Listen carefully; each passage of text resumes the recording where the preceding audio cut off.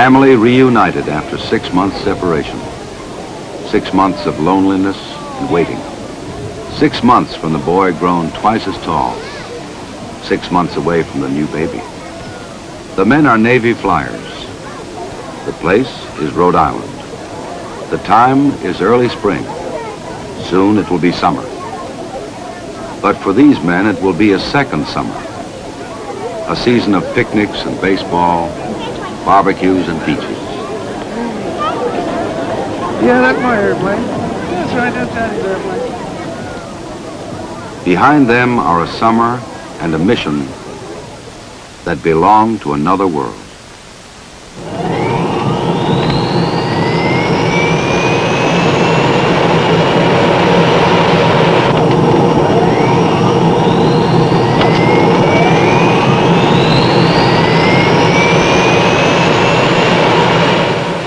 Antarctica, the other world, the other summer.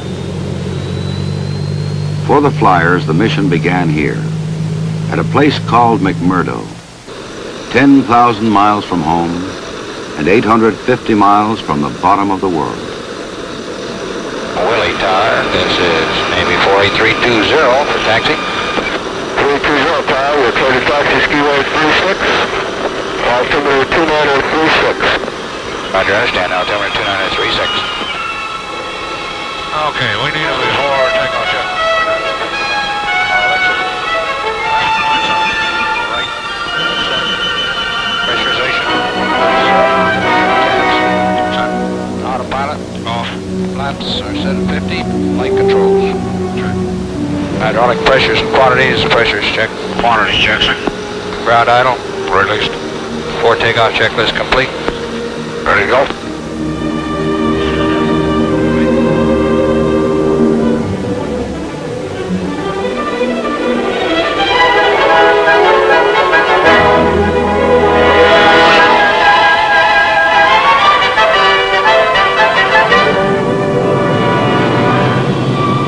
Right 20 sliding. Pull.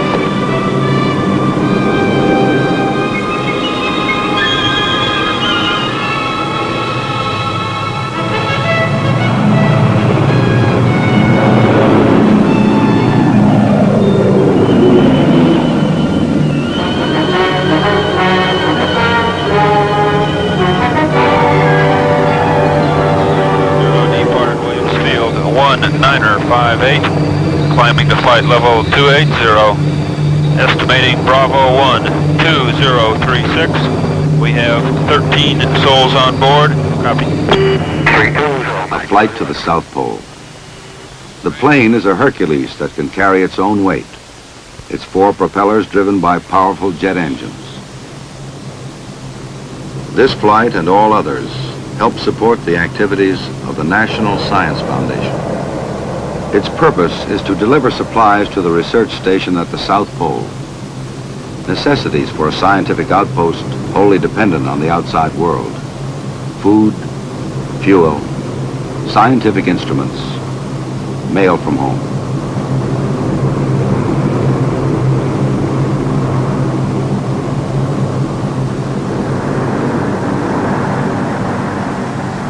A plane, a place, a job. Flight is much the same everywhere on Earth, but here, aviation requires special skills. There are few reference points on the blank surface. The human eye cannot be trusted. The pilot relies on instruments to judge his height above the ice, the distance to a mountain. The navigator is led by the position of the sun and lines on a chart. The crew is proficient in Antarctic flight. The plane is well equipped for this special task. The pilots are veterans who have flown in war and now bring their years of experience to the peaceful challenge at the bottom of the world.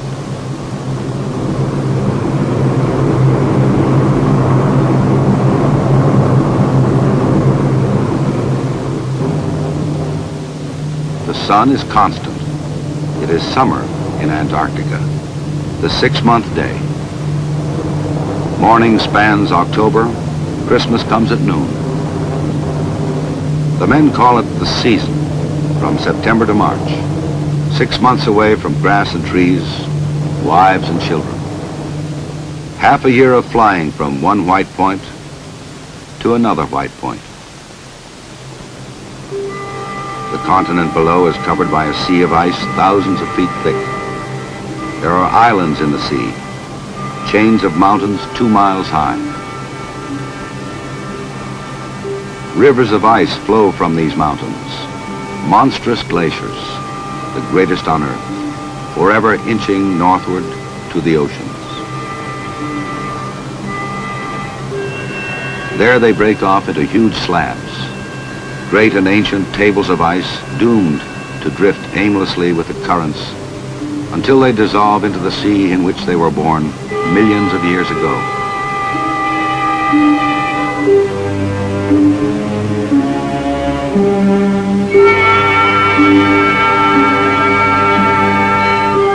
Here, 9/10 of the world's ice gleams in splendor, and temperatures plunge to more than 100 degrees below zero. The weather is the worst on Earth. Storms born in the interior roar full-grown at hurricane strength to the coast. Men, caught by these furies, have perished a short distance from safety, martyred by a continent. Raoul Amundsen, the first man to stand at the South Pole, told a young U.S. Navy commander, "The airplane alone can triumph in Antarctica."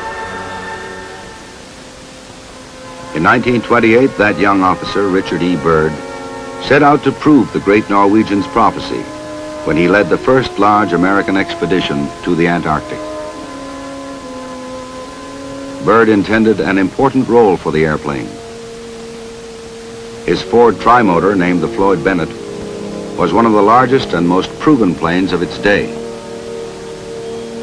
From the beginning, it was a struggle. The party labored to bring its fragile machine to shelter and safety. The elements were a constant threat, but the men protected the Floyd Bennett as best they could, and the plane survived.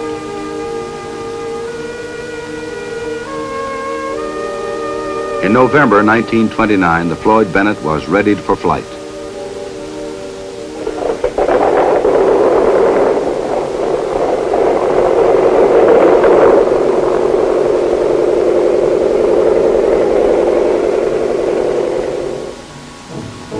From the base camp at Little America, Byrd planned to fly over the South Pole.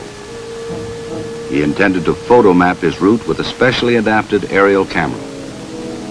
After months of arduous preparation and planning, he was ready for the most significant test of the airplane in Antarctica.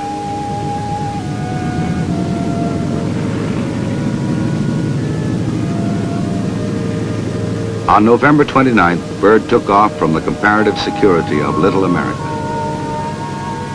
The anxious party at the base camp followed his progress by radio.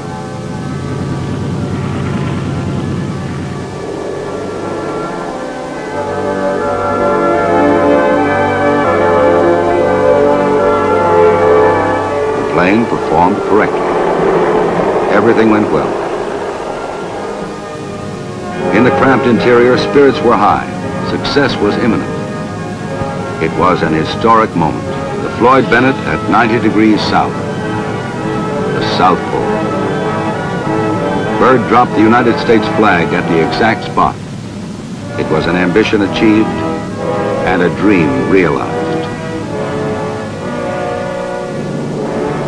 The pole flight was a success.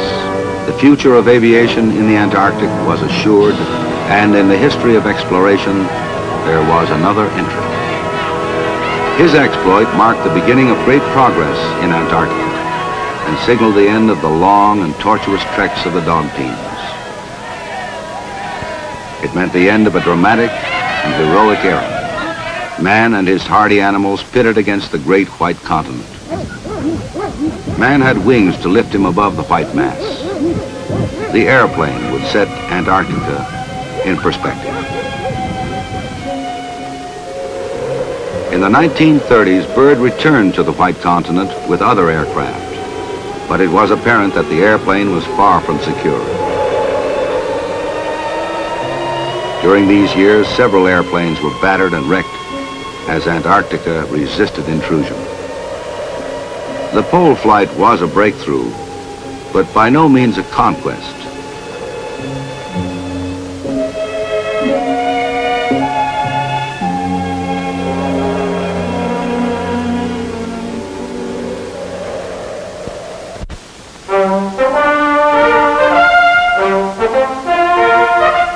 A year after World War II, the United States launched its greatest assault on the continent, Operation High Jump.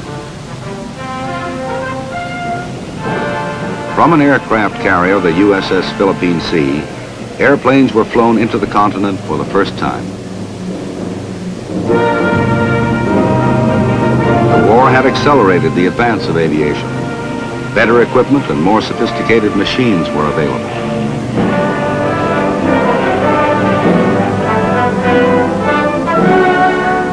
The task force brought many types of aircraft, and some proved more suitable than others.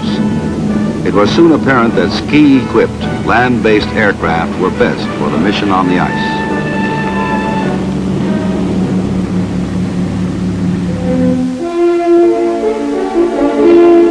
The primary objective of High Jump was to photomap a large portion of the continent.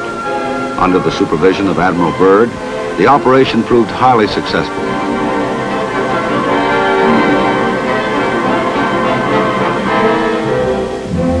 After an interim of 7 years, America returned to the Antarctic with Operation Deep Freeze, and a lexicon of new aircraft were employed.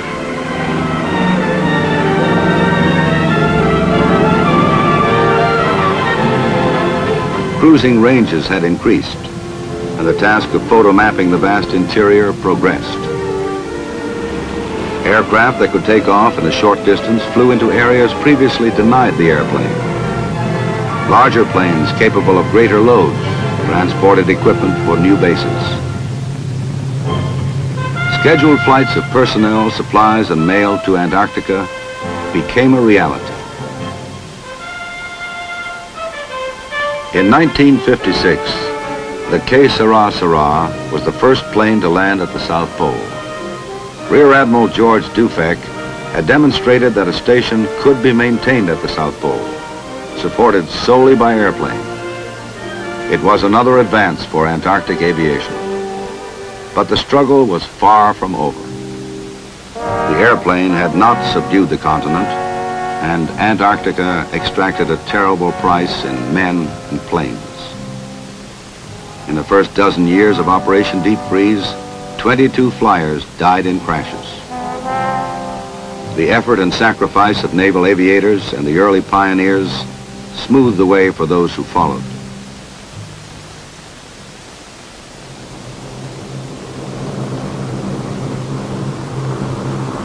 Today, the flight to the South Pole is almost routine.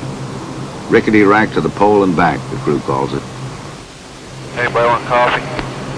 Yeah, I'd like a cup, please. Now the plane crosses in minutes a glacier that took dog teams a month to traverse. The crew is secure from the cold, wrapped in a pressurized cocoon, while the plane cruises free of turbulence, miles above the surface. Below them now, the great polar plateau. Thousands of square miles, barren, flat and white, broken only by the wind. Pole Station is only a few miles away. Pole GCA, this is Navy 3820. We're 75 miles out at this time. Flight level 280, inbound on a heading of 352, requesting descent, over. 320, roger, descend and maintain 11,000. Roger, understand. 11,000. Confirm the altimeter setting, please. The station that straddles the axis of the Earth was built on the surface, but through the years has been drifted over. Only a few emergency shelters, access tunnels, and aerials betray its existence.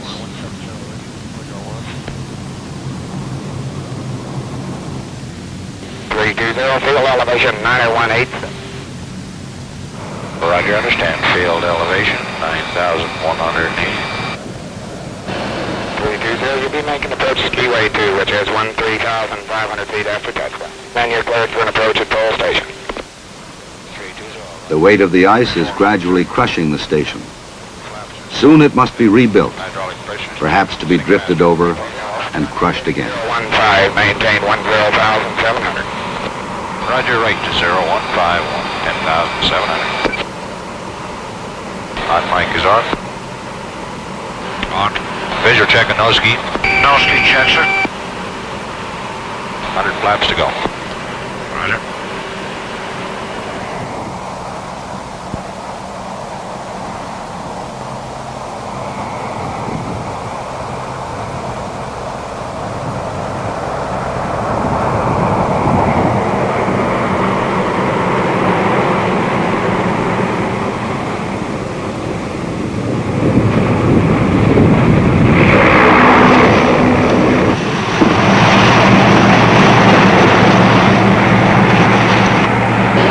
Flaps are up.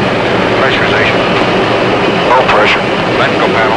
Yes, sir. Jack, that was a little bit rough off toward the end of the skiway. I think next time we come in, we better land about 1,000 or 1,500 feet farther down. Save that nose ski a little bit. 320 will remain here only a few minutes, just long enough to unload its cargo. Engines must be kept running. Lubricants might freeze in moments if not kept circulating. Jack, we'll taxi up to the forward fuel pit there, the forward hose, and drop off this fuel.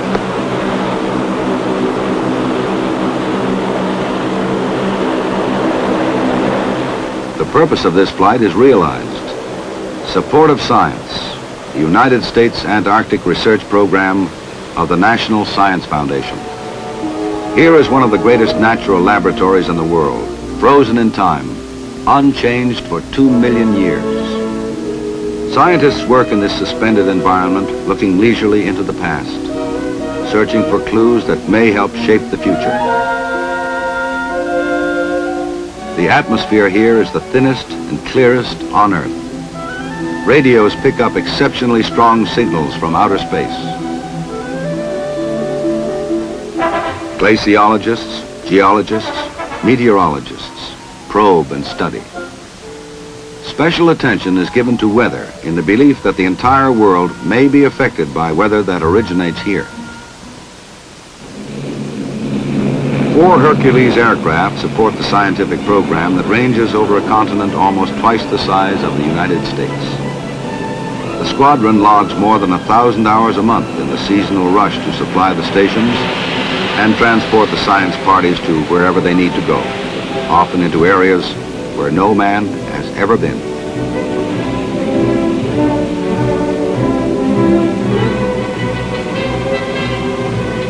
The squadron can transport a completely equipped field party, including food, shelter, instruments, and enough supplies to maintain the party for weeks.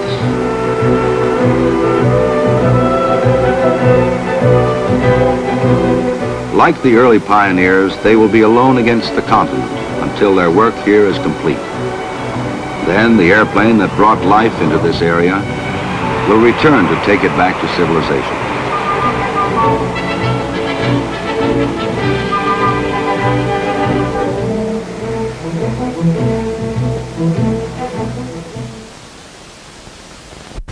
For the crew of this Hercules, it is time to depart from South Pole Station.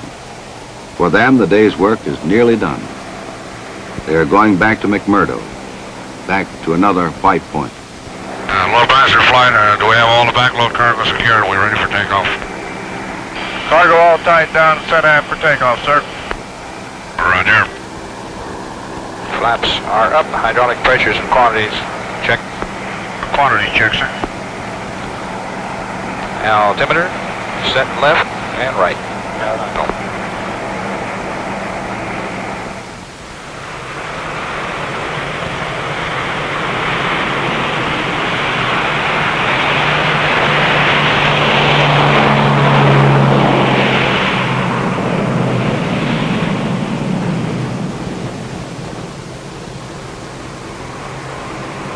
Roger, Mach 320, off pole, down 0713. Going to flight level 310. Estimated McMurdo 1013. Now, the plane does the work. The flight crew keeps watch. The monotonous drone of engines is tiring. The brilliant scenery has become dull and repetitious to them. They describe such flights as hours and hours of boredom, interrupted by moments of stark terror. Well, I'll be glad to get back, get a hot meal under my belt and a cold beer, and let the B crew take this thing for a while. Where are they scheduled They look to go? forward to a McMurdo, and a change from the routine of flying. When they arrive, they will rest, but the airplane will not. The B crew prepares to take over. This is the second shift, facing 18 hours or more of constant sun, thousands of miles crossing and recrossing uncharted stretches of the interior. So if you just after probably around Christmas, you'll have the 10,000 hours on it. That'll be nice. Soon they will leave behind the meager comforts of McMurdo, the largest station in Antarctica. It is a frontier town on the edge of the last frontier. To the crews, it is simply the hill. Orders are simple, recreation is limited. Time off is pursued relentlessly, anything to make it pass quickly, remembering the other life 10,000 miles away. Oh, look at that. Get him. Gotta get him. Well, The flyers admit that conditions are good under the circumstances, better than during the early days of deep freeze. Still, they say, an hour in the air is an hour off the ice. The airfield, Williams Field, is a short distance from McMurdo. Scratched from solid ice 40 feet above the waters of the Ross Sea, Williams is gradually going to sea, a part of the ice shelf on which it rests. In the unending daylight, operations continue round the clock, for this is truly a race with the sun. It is the culmination of Admiral Byrd's dream. I am hopeful that Antarctica, in its symbolic robe of white, will shine forth as a continent of peace, as nations working together there in the cause of science set an example of international cooperation. Explorer, scientist, dog team, and airplane. All have combined to open Antarctica and its secrets. But while we may uncover Antarctica, the continent cannot be tamed. We got a weather report from McMurdo. Ceiling's now 300 feet. Visibility has dropped to 3/4 of a mile. The wind is still out of the northwest, picking up with gusts of 30, and blowing snow has commenced. Okay, well, looks like we got a storm moving in from the north. We're going to have to go on in. We don't have enough fuel to go back, so let's just hope it doesn't go down much lower than that. The continent reigns supreme, and its weather is a mighty symbol of authority. To the grid north and west. The winds out there are 360 at 30, gust to 46. Man cannot control the weather here. He tracks it from outer space, measures, analyzes, diagrams, and computes it. Still, the violent temper of Antarctica rises without warning. Winds scoop loose snow from the mountains and hurl it at the coast. A great white cape spreads across the sky, sweeping away all definition. When storms are detected, flights can be canceled. But when the storms build unexpectedly, sometimes a plane is caught aloft. Now the flight becomes more than routine. S320, repeat your last. Roger, time. Left 090. Maintain 2000. Roger, left to 090, maintain 2000. And I'll be bringing east about another mile, then turning you northeast about, dropping you down to 1,200 feet. 320, understand.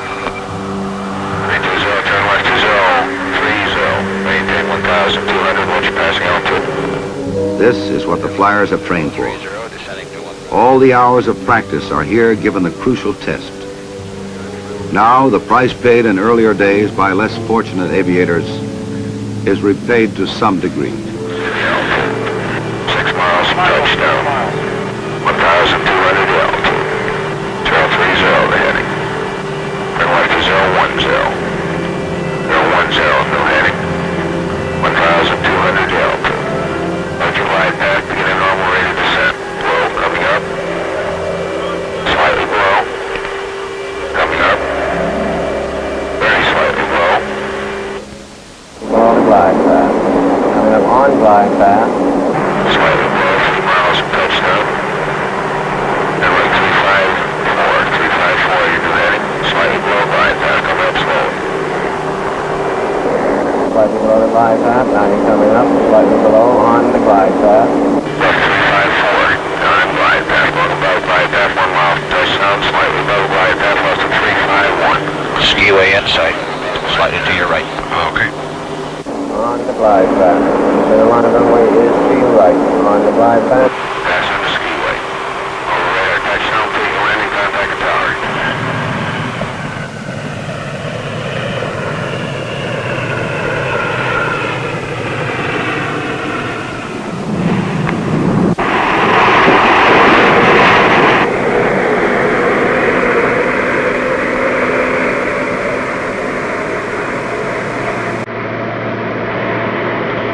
Yeah, there we are.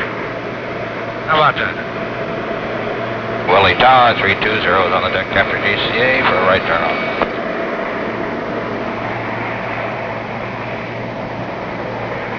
And so the flight is over. Their mission for the day is done.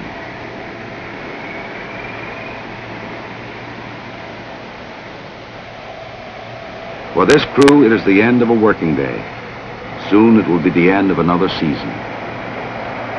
Too much more of this to put up with. Another month and a half, and we'll be back where it's warm again. There's Daddy over there. Here's Daddy. Here's Daddy. Now it is time for the second summer. A summer of gentle showers instead of blizzards, of bathing suits instead of parkas. When the sun returns in the Antarctic, the squadron will return. The white continent will be unchanged.